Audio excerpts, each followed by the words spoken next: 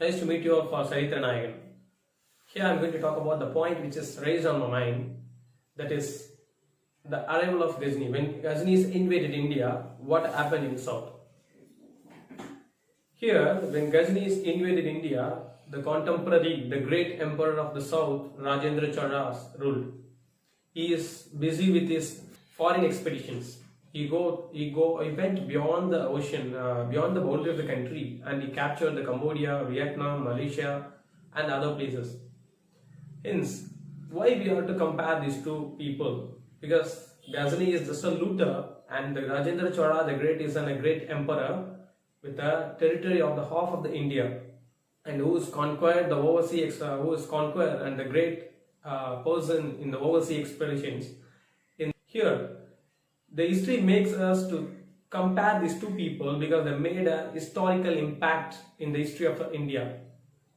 When at the age of 27, Ghajini became the ruler of Ghaznavids, that empire was empty. There is not much wealth.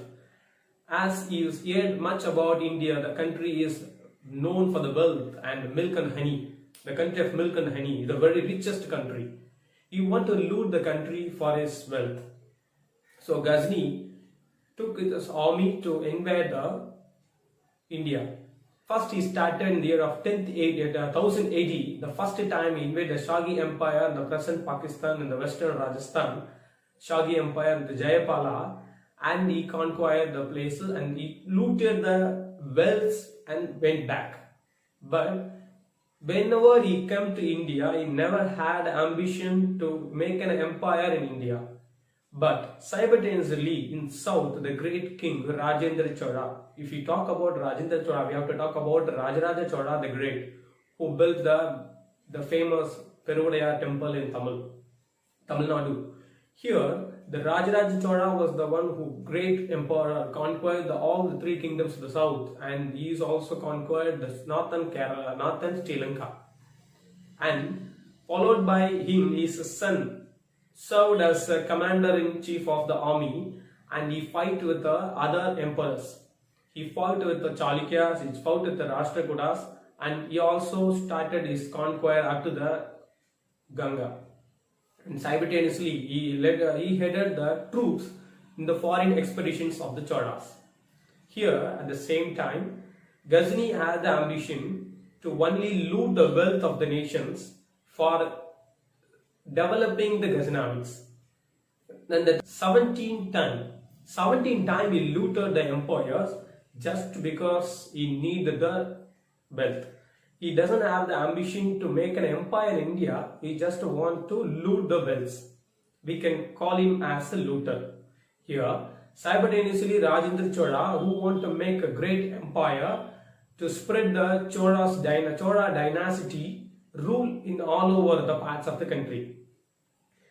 Here we'll talk about Ghajini first.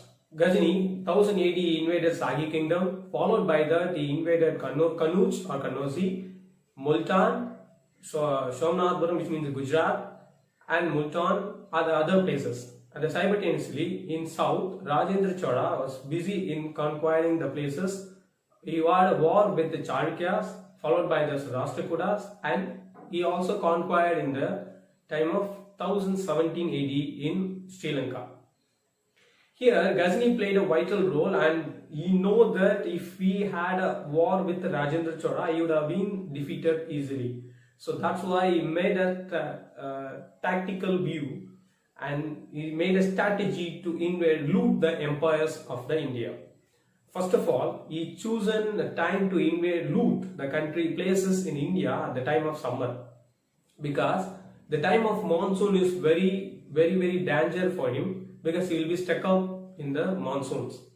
And the time, and I chosen a place which is weakened, which is have too many enemies around it. For example, if you take a Chandelas, they had enemies nearby. If he attacked the Chandelas, those nearby enemies will not help him. He chosen a place which is very weakened, and he also followed another strategies, that he didn't attack the person Bhoja of Malwa, who is ally of Rajendra Chola, and he also not chosen The sworn enemies of Cholas. Who is there? Who's them? They are Chalukyas of western part of Tamil Nadu, India. They are western Chalukyas of Kalyani. He didn't attack them because if he looted the Chalukyas, what will happen? It will make the Cholas strong to capture the Chalukya empire, and hence it will help them to conquer the northwestern part. They may also conquer the places up to Ghajini. And Ghajini made a lot of statistical view, and also he made a psychological view that who are the person he arrests, he kill them in the public, which make the Hindu people that if these Islamic ruler invaded India, he will kill or he will slash the Hindu people. Most of the empires, most of the kingdom that he loot had a fear. In history, they mention that he is a feared king. People have a fear on him.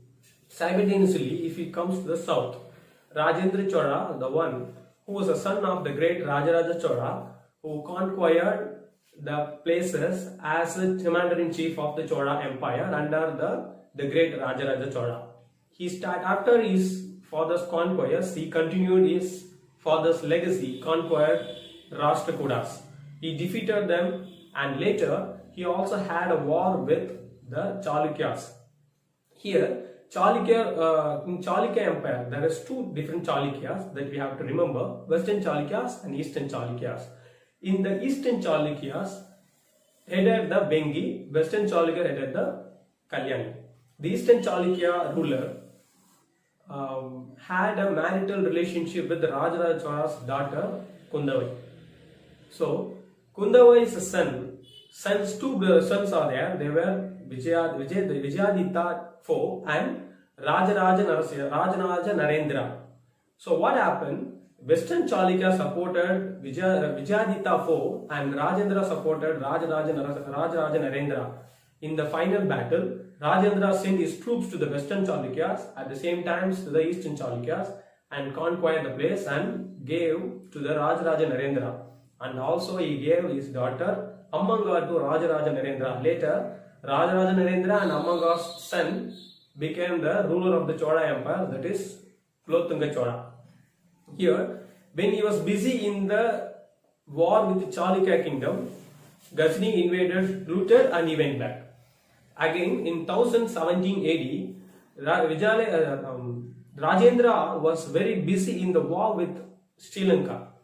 If you study about the Mahavamsa, which talks about the invasions of the Cholas in Sri Lanka, will explain what happened in Sri Lanka. He was busy in the war with the Sri Lankan kings, and it also mentioned that Mahinda, the Sri Lankan ruler, was taken as a prisoner, and he spent his whole career in the Chola's prison. And later, when 1017 AD, in 1020 onwards, Rajendra Chola continued his conquest to the northeast, his ambition to conquer the places up to the north. Some inscriptions of Tiruvalangadu and some inscriptions of the Brihadeeswara temple explains about the Chola's army and the Chola's invasions. It talks about the Rajendra Chola's invasions. He conquered in the places of northeast up to the Madhya Pradesh, Bihar and Bengal and Ujjaini. And he conquered when he was busy in the conquest of Madhya Pradesh. At the simultaneously, in Chandelas, Ghajini had a war with the Chandelas. We will have a turning point. If Chandelas was the ally of Rajendra Chola, what would have been happened? If the Chandelas was the ally of Rajendra Chola, definitely Rajendra Chola would have been defeated Ghajini. And we will think in another way. Just a 60 kilometers distance between Madhya Pradesh and Uttar Pradesh, Rajendra Chola's army in Madhya Pradesh and Ghajini's army in Chandela's empire. After the looted the Chandela empire, he defeated the Chandela ruler, and information that says that Chandela ruler gave 500 elephants, and he also wrote a poem by praising Mahmud of Ghajini. Later he looted, he went back. And what happened in the meantime? Rajendra Chola was busy later in war with the southeastern countries. At the time when Ghajini was invaded Somnath temple in 1027 AD, Rajendra Chola was merely busy in the war with states of Maluka, the king of Sri Vijaya. When he was busy with the war in Southeast Asian countries, when he was busy in the war, and he looted the places. And he also, there is information that when he had a war with Peshawar, that says that Ghajini had 16,000 cavalry forces with the horsemen along with the camel forces. But if we talk about the comparison of the Chola's war troops, Chola's war troops are divided into Kalam, Agam, and Kalam, Maram, and Agapadai, which means Kalam, which they are served as detectives. They will go to other countries to find who were the people, what are the army they have, wherever the maps they have, how many forces they have, what's the time to attack. They will serve as detectives, and they will come back and join with the Maravas when they had a war. Maravas are the troops when they will fight in direct with war.